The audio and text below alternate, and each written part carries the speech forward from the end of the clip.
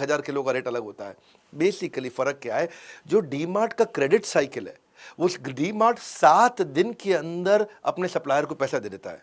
अगर उससे आज सोमवार को मैंने सामान लिया, तुम्हारा तेल साबुन शैम्पू, अगले सोमवार तक पैसा ले जाओ, कुछ एक हफ्ता कुछ भी नहीं होता। जबकि बाकी लोग सारे के सारे, रिलायंस जैसे लोग, ये 30 दिन में पैसा वापस करते हैं। और दूसरी तरफ आप बिग बाजार को देखो, 90 दिन तक पैसा लटका के रखता है सामने वाले का। अब जितना भी मैन्युफैक्चरर है वो सब क्या कहता है, अरे बिग इसको दे दो भैया डी मार्ट को, पैसा तो सुरक्षित है, फटाफट वापस आता है।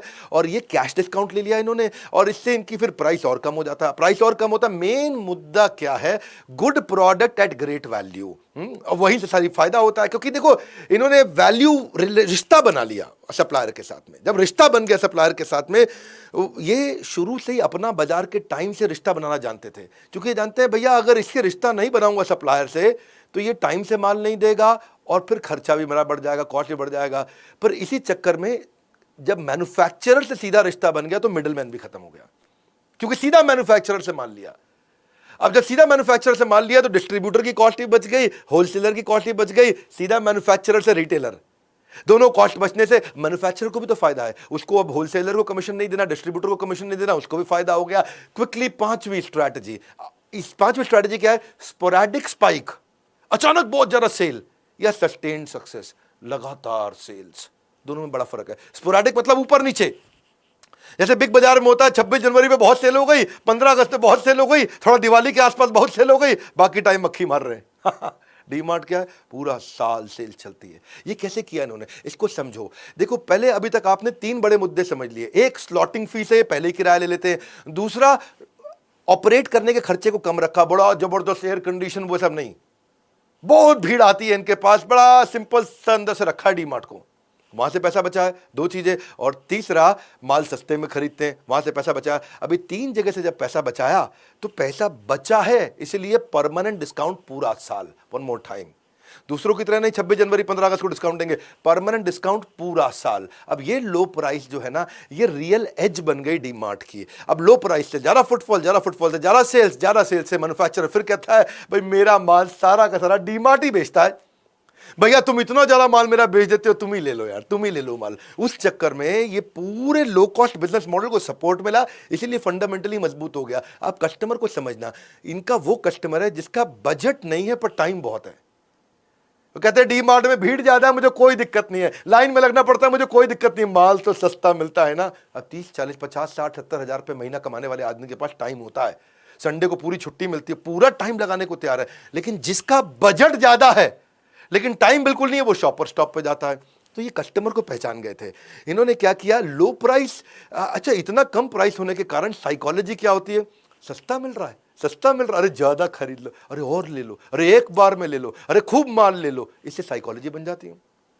क्योंकि ना आदमी बहुत दूर से इनके स्टोर पे आता है, महीने में 1 बार 2 बार आता है, तो जबरदस्ती ज्यादा माल इसी चक्कर में खरीद जाता है, साइकोलॉजी में घुस जाता है। सब आती है छठी strategy, go local, high inventory turnover with local items. इन्होंने क्या किया, क्योंकि इंडिया है डाइवर्स कंट्री, यहां पे लोगों का रीजनल प्रोडक्ट में भी बड़ा इंटरेस्ट होता है कई बार, तो डी मार्ट क्या करता है, जो उस इलाके की स्पेशल आइटम है उसको जरूर रखता है।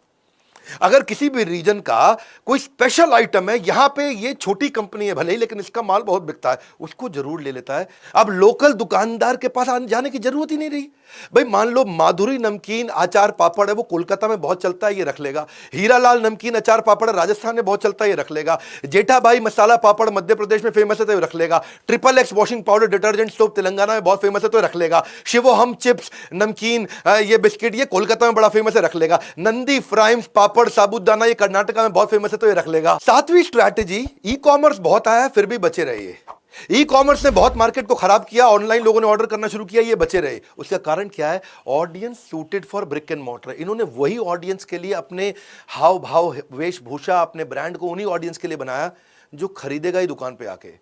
क्यों, इनकी ऑडियंस कौन है, इनकी ऑडियंस है middle class and lower middle class. उसको आज भी ऑनलाइन खरीदने की आदत नहीं है। ऑनलाइन कौन खरीदता है, दिल्ली, हैदराबाद, बैंगलोर, पुणे, मुंबई या बहुत बड़े शहरों के लोग ऑनलाइन ज़्यादा खरीदते हैं। ये छोटा अमीर आदमी नहीं, एवरेज आदमी, उसको क्या चाहिए, एक्सीलेंट प्रोडक्ट मिल जाए, ब्रांडेड क्वालिटी मिल जाए, लो कॉस्ट पे मिल जाए, वो वाला कस्टमर बेस इनके पास आ गया। अब D mart is operating majority of business in सारा ब्रिक एंड मॉर्टर। हालांकि इन्होंने ऑनलाइन की तैयारी करी करी, पर जो लो इनकम ग्रुप है वो आज भी ऑनलाइन नहीं जाता, और इसी चक्कर में जब सबको नुकसान हुआ, डी मार्ट हमेशा बचा रहा। 8वीं स्ट्रैटेजी बहुत जबरदस्त है, मजा आ जाएगा। मैं तो डी मार्ट बताने में ना दिल खुश हो जाता है। ऑर्गेनिक एक्सपेंशन, राधा कृष्ण दमानी असली बुद्धिमान थे, शुरू में कोई जल्दी नहीं करी, रियल बिजनेस बनाया, रियल बिजनेस, कोई जल्दी नहीं करी शुरू में, एकदम धीरे धीरे चले। पहले उन्होंने क्या किया, मैं सारे के सारे सप्लाई चेन को कंट्रोल कर लूं, मैं प्रॉफिटेबिलिटी को कंट्रोल कर लूं,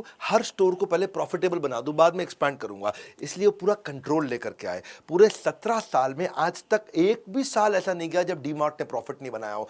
आज तक एक भी इनका स्टोर बंद नहीं हुआ, आज तक इनका एक भी स्टोर में सामान स्टॉक कम नहीं पड़ा, आज तक एक भी स्टोर इंडिविजुअली कभी लॉस नहीं किया। ये कैसे किया इन्होंने? अब आते हैं असली गेम चेंजर, एक और। 80% स्टोर इनके खुद के हैं, यानी कि वो प्रॉपर्टी इनकी खुद की है।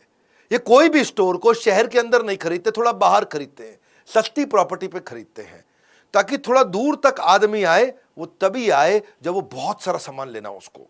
ये भी इनकी स्ट्रैटेजी है। गली मोहल्ले की दुकान तो आदमी पास में थोड़ा सा ले आता है, इनके पास जब आता है सस्ता देखता है, दूर तक आता है, बहुत ज्यादा लेता है। मुद्दा क्या है, ये कर्जा नहीं लेते तो इनके फाइनेंशियल स्ट्रांग होते हैं। अब इनकी प्रॉपर्टी खुद की है तो वहां रेंट नहीं देना, रेंट नहीं देना तो रेंट का आउटफ्लो नहीं होता, इतना बड़ा एरिया उसका रेंट नहीं जाएगा, तो कैश फ्लो इनका मजबूत रहता है। और यही सारे पैसे को ये अपने स्टोर को दोबारा खरीदने में इस्तेमाल करते हैं। सबर्बन एरिया में है, जमीन सस्ती पड़ेगी। जिन दिनों 2002, 3, 4 में प्रॉपर्टियां सस्ती थी, तब शुरुआत इन्होंने करी थी। पहले 8 साल में 25 स्टोर खोले, अगले 8 साल में 175 स्टोर खोले। आप सोचोगे कि भई ये सारे के सारे स्टोर खुद के खरीदे, मेरे पास तो पैसे नहीं, मैं कैसे करूं? सीखने की बात है, मेरे चैनल पे आए हो, सीखोगे आप। ऐसे समझो कि अगर राधा कृष्ण दमानी को स्टोर खोलते हैं और खोलने में 3 लाख रुपए लगता है, तो उन्होंने पहला स्टोर 3 लाख रुपए लगा के खोल लिया, और हर साल वो स्टोर 1 लाख रुपए बचा के देता है मुझको। तो पहले साल उस स्टोर से 1 लाख मिला, दूसरे साल 1 लाख और मिला, तीसरे साल 1 लाख और मिला, तो 3 साल के बाद जाके इनके पास 3 लाख रुपए फालतू बचे। तब जाके इन्होंने दूसरा स्टोर खोला, क्योंकि अब 3 लाख रुपए बचे, नया स्टोर खोलने में 3 लाख लगते थे। अब टोटल कितने हो गए जी? 2 हो गए पहले साल में, फिर 3 साल के बाद 2 स्टोर हुए, आराम से खोले। अब 2 स्टोर हो गए, और कितना बचता है जी? 1 लाख रुपए हर साल बचता है। अब 2 स्टोर का मिला के जब 1-1 लाख बचता है, तो 1.5 साल में 3 लाख रुपए हो गया। अब 1.5 साल के बाद इनके 3 स्टोर हो गए, क्योंकि पैसा बचाते थे फिर नया लेते थे। अब 3 स्टोर है, हर साल एक स्टोर 1 लाख देता है। तो अब एक ही साल के अंदर जब तीनों ने 1-1 लाख दिया, तो 3 लाख रुपए हो गए, तो खुल गया इनका चौथा स्टोर। ऐसे करते करते इन्होंने, जब इनके स्टोर बढ़ गए और इनके 50 स्टोर हो गए, और 50 स्टोर 50 लाख रुपए अगर कमा के दे रहे हैं मुझको, तो कम से कम 16 स्टोर उस साल खुलेंगे। इसीलिए इनके शुरुआत में इन्होंने कम खोले, बाद में इन्होंने बहुत तेज खोले, क्योंकि जो पैसा कमा के लेके आते थे उसी से खरीद लेते थे। तो ना बाद में हमारे को देना है किसी को रेंट, और ना बाद में किसी को लोन का देना इंटरेस्ट। इससे हो गया ऑर्गेनाइजेशन और मजबूत। ये जानते थे कि over a period of time growth आएगी, तभी तो 2002 के बाद 2017 में आईपीओ लॉन्च किया, शुरू में नहीं किया, पूरी वैल्यू बिल्ड करी। यही बात है कि जब 2009 की में इसकी जो सेल्स थी वो केवल 600 करोड़ थी, और आईपीओ के टाइम पे ये 12,000 करोड़ हो गई। 2009 में इनका प्रॉफिट खाली 5 करोड़ था, आईपीओ के टाइम पे ये 500 करोड़ हो गया। ये है वैल्यू बिल्ड करना अपने बिजनेस के अंदर। फंडामेंटल मजबूत है तो आदमी कुछ भी कर सकता है। यही हमने कुछ नहीं छोड़ा फंडामेंटल सिखाने के लिए, ये हमने ना इसी पे समय लगाया आज तक सारा। क्यों हम इतने बढ़िया बढ़िया केस स्टडी देते हैं, इनको अगर